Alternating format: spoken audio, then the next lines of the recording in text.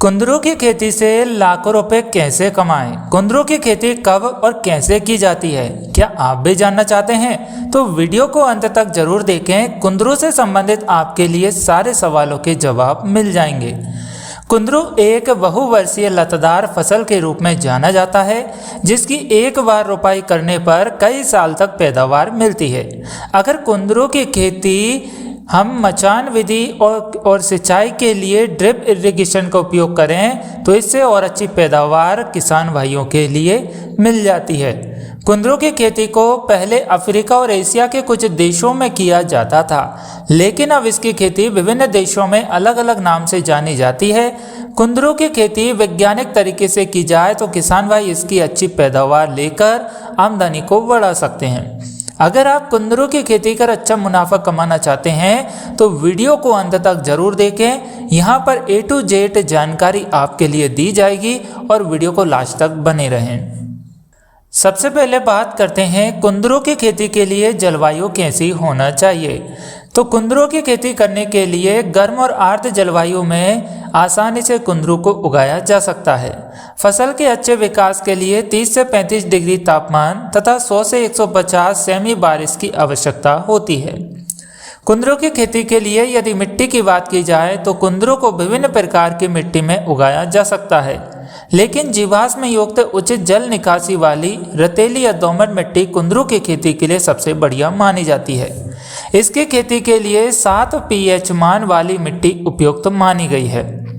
यदि हम बात करें कुंदरू की खेती के लिए खेत की तैयारी कैसे करें, तो कुंदरू की फसल के लिए पहली जुताई मिट्टी पलटने वाले हल से खेत को कुछ दिन के लिए खुला छोड़ देना चाहिए, ताकि उसमें मौजूद पुरानी अवशेषों, खरपतवारों और कीटों को नष्ट हो जाए। इसके बाद आवश्यकता अनुसार गोबर की खाद डालकर खेत में पानी छोड़ दें। खेत की ऊपरी परत को सूख जाने पर 2 से 3 तिरछी जुताई कर मिट्टी को बुरबुरी कर खेत में पाटा लगाकर समतल कर लेना चाहिए। खेत तैयार करने के बाद खेत में पंक्ति से पंक्ति की दूरी 1.5 मीटर तथा पौधे से पौधे की बीच की दूरी 1.5 मीटर रखनी चाहिए। 30 सेंटीमीटर लंबा और चौड़ा और गहरा गड्ढा खोद लें। इन गड्ढों में 3 से 4 किलोग्राम गोबर की खाद भर दें और कुंदरू से अच्छी पैदावार लेने के लिए 40 से 60 केजी फास्फोरस, 60 से 80 केजी नाइट्रोजन और 40 केजी पोटास की मात्रा को ठीक से मिलाकर प्रति हेक्टेयर की दर से खेत में डालें। बात करें कुंदरू लगाने की तरीका क्या है। कुंदरू को 2 तरीकों से लगाया जा सकता है। पहला तरीका कुंदरू को बीज द्वारा लगाया जा सकता है। दूसरा तरीका बेल की कटिंग से कुंदरू लगाने की विधि। इन दोनों तरीकों को आप इस वीडियो में देख रहे हैं। पहला तरीका कुंदरू को बेल की कटिंग से लगाने का क्या है, तो कुंदरू एक बेल वाला पौधा होता है, जिसको बेल द्वारा लगाने के लिए जुलाई माह में 4 से 12 महीने पुरानी कुंदरू की स्वस्थ लताओं को 45 डिग्री के कोण से 10 से 20 सेंटीमीटर लंबी और 1.5 सेंटीमीटर मोटी और 5 से 7 गांठ वाले तने की कलम काटें। मिट्टी, कोकोपीट और अन्य उर्वरक के मिश्रण को पॉलीथीन की थैलियों में भरकर इन कलमों को करीब 3 इंच की गहराई में लगा दें और 55 से 60 दिन में कुंदरू को पौधा लगाने लायक हो जाता है। कुंदरू को यदि बीज से लगाने का तरीका है तो कुंदरू को बीज से लगाने के लिए मिट्टी, कोकोपीट और अन्य उर्वरक के मिश्रण से पॉलीथीन की थैलियों को भरें। ऊपर से 101 से 2 इंच खाली पॉलीथीन की थैलियों के बीच 0.5 से 1 सेंटीमीटर की गहराई में कुंदरू के बीज लगाएं और मिट्टी से ढक दें। मिट्टी में पर्याप्त नमी बनाए रखने के लिए फव्वारे से हल्की सिंचाई करें और कुंदरू के बीजों को अच्छे से अंकुरित करने के लिए 5 से 27 सेंटीग्रेड का तापमान आवश्यक होता है। कुंदरू के बीज अंकुरित होने में करीब 14 से 28 दिन लग जाते हैं। अंकुरण के बाद पौधा 6 से 7 इंच पर होने वाला ट्रांसप्लांट कर सकते हैं। कुंदरू के बीज कब लगाएं?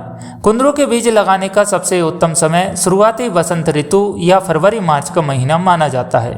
गर्म तथा नम जलवायु वाले क्षेत्रों में कुंदरू की खेती साल भर की जा सकती है।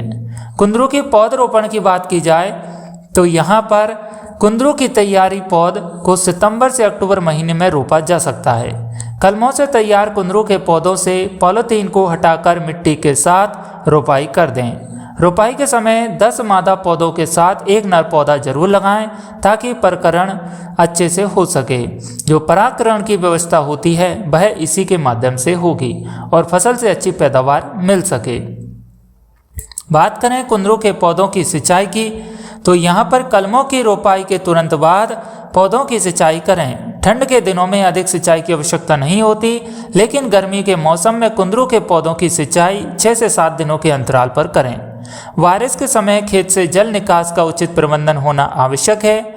अगर सिंचाई के लिए ड्रिप का उपयोग करते हैं तो फसल और बेहतर होती है। यदि हम यहाँ पर कुछ रोग और उनके रोकथाम की बात करें तो कुंदरू की फसल में कीट और रोगों का प्रकोप अधिक देखा गया है, जिनमें फल की मक्खी, फली भृंग, चूर्णी फफूंदी, एफिड्स, माइट्स, थ्रिप्स और व्हाइट फ्लाइज आदि। इनसे बचाव के लिए गौमूत्र या नीम का काढ़ा को माइक्रोजाइम के साथ मिश्रण बनाकर पौधों पर छिड़काव करें। कुंदरू की कटाई और पैदावार की बात की जाए तो कुंदरू की तोड़ाई रोपाई के करीब 3 से 4 महीने बाद कुंदरू को तोड़ना शुरू कर देना चाहिए। आमतौर पर कुंदरू की तोड़ाई तब करनी चाहिए जब कुंदरू करीब 2 इंच आकार का हो जाए और कुंदरू को सही समय पर हार्वेस्ट करें, अन्यथा लाल रंग के यह हो जाते हैं और उनका स्वाद भी बदल जाता है। कुंदरू से औसतन उपज 240 क्विंटल प्रति हेक्टेयर तक हो जाती है।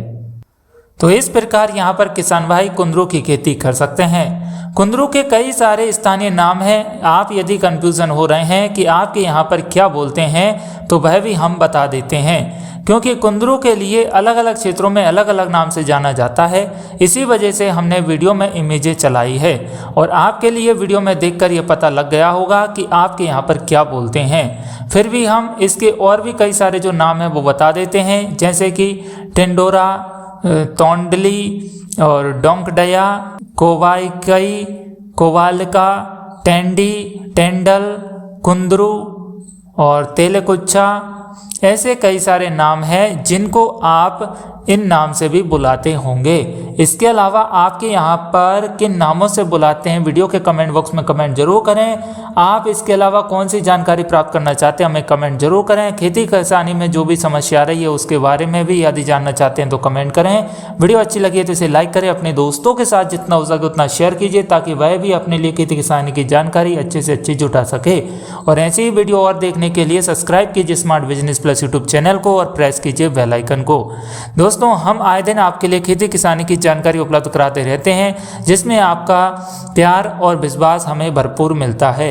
आपके लिए जो भी खेती करनी है आप हमें एक बार कमेंट करके बताइए, हम उसके ऊपर भी हमारे विचार विमर्श रखेंगे। इसके अलावा आप यदि डायरेक्ट सिंचाई न करते हुए ड्रिप के माध्यम से करते हैं तो यहाँ पर आप जल क्षरण को भी बचा सकते हैं। जो हमारा जल पृथ्वी पर वैसे ही कम होता जा रहा है, जल तो बढ़ता जा रहा है, लेकिन कुछ ऐसे देश हैं जहां पर बारिश ना होने की वजह से जल की कमी हो रही है, क्योंकि वाटर लेवल बहुत नीचे जा रहा है। यदि आप कम पानी में अच्छी पैदावार लेना चाहते हैं तो फिर आपके लिए ड्रिप इरिगेशन का सिस्टम जरूर लगाना चाहिए।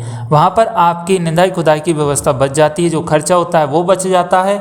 एक बार इन्वेस्टमेंट करना है आपके लिए, 5-6 साल तक आपके लिए कोई भी इन्वेस्टमेंट नहीं करना है।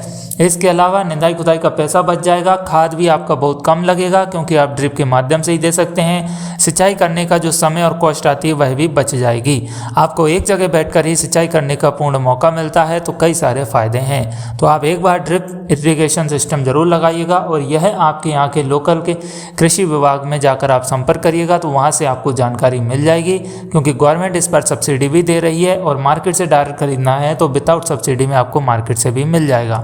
तो दोस्तों, मिलते हैं अगली वीडियो में ऐसी ही खेती किसानी की जानकारी लेकर। तब तक के लिए नमस्कार।